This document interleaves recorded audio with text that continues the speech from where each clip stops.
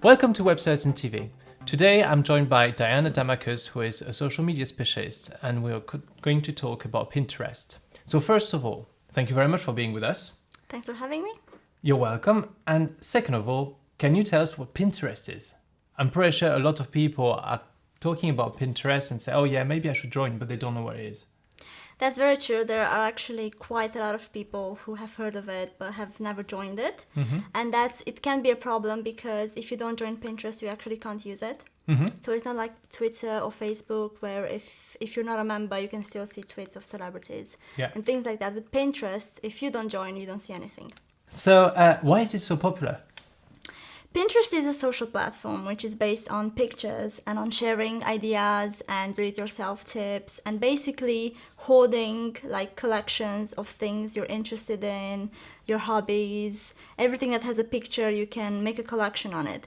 And that's the main reason why it's so popular. It's so different from any other social media out there because it's about people interacting with each other based on what they like, not on who they know or on what they've got to say. So that obviously makes it a bit more easier to interact with it because you're not actually trying to be a part of a conversation or react to something. You're basically just sharing your own personality with the world. So everything is based on pictures, yeah? Yes. How can brands use it? Well, there are a few ways that brands can use it. It's very popular with brands who have like physical products to sell because they can just share pictures of their products.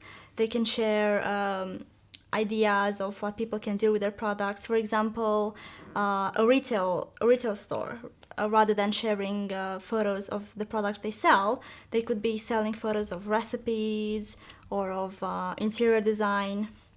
And that's a way of advertising, promoting their product without actually saying, come buy this. They're actually saying this is what you can do with it. And they can actually show it very clearly by sharing pictures. So you can put products into context. Yes, exactly. Therefore, people can identify a bit more to the product in that case. Yeah. Okay. And since it's only pictures, the first question I might have in mind is, do you have to do it in different languages? You have to do it in different languages in terms of description and things like that because obviously all the pictures have a description that comes with them. There are hashtags that you can use.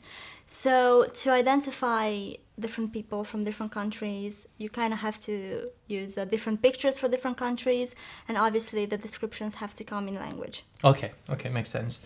And how can a brand capitalize on Pinterest search feature?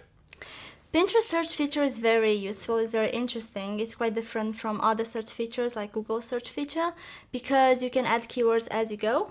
So if you're looking for something like a bicycle, you can then add keywords like vintage or do-it-yourself or, biking places where you can go use your bike. And so it helps you narrow down to a very specific thing and it helps you find exactly what you're looking for rather than going through hundreds and hundreds of pins to actually find the one pin that you're interested in. So it's a proper filter. Yes, it's a proper filter. Yeah, exactly. Okay. And brands can use it by just being very, very specific with the products they're selling. And there's also this very popular feature of Pinterest, which is categorizing all the pictures by topics. And by including your pins in a certain topic, you make it much more accessible to users. Okay. So we're talking about like the different, you need to have different descriptions and everything for the different languages. Yeah. So do you have any other tips in terms of international campaigns and how you can make the most of it? I think for big brands, it's very useful to have a separate Pinterest account for each market. Okay. IKEA does that very well. They have something like 30 different Pinterest accounts for each country they're active in.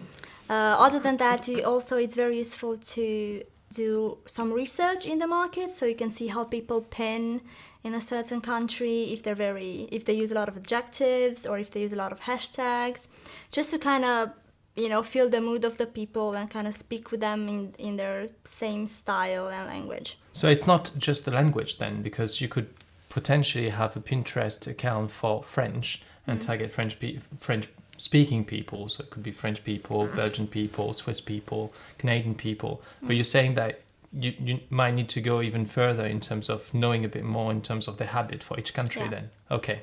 Is it suitable to any kind of businesses, or is it for a particular kind of business? You were talking about retailers, for example, but any business can do it. Do you think it's a good thing to do it? I think it's suitable for almost any business, but there are different ways to do it. There are things that sell physical products. So like I said, retailers, fashion brands, they find it very easy because they can just share pictures from photo shoots and things like that. But there are also organizations like UNICEF, the United Nations. They're very popular on Pinterest, even though they don't actually sell anything physical. And the way they do it is they create infographics, they create photo cards, quote cards, and they're also very popular on Pinterest in terms of the type of imagery that goes on the platform. So if you're not selling something physical for a company, a good way to go about Pinterest is to actually use this whole inspiration idea, like mood that's happening on Pinterest.